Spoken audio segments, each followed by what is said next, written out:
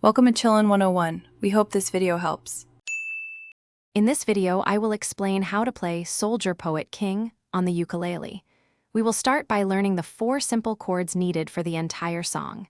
Then, we'll explore a basic strumming pattern that will get you playing quickly. Focus on smooth transitions between each chord as you practice.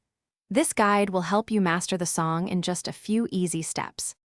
Let's dive into the strumming pattern, which is a simple down, down, up, up, down. This pattern repeats for most of the song. It is crucial to maintain a consistent rhythm, so try counting out loud as you strum.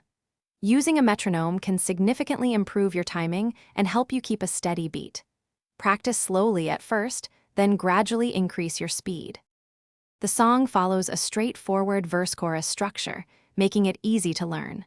The chord progression for the verse is typically C, G, M, F. The chorus uses the same 4 chords in a slightly different order or emphasis. Pay close attention to where the chord changes occur. Practicing along with the original recording will help you internalize the timing and feel.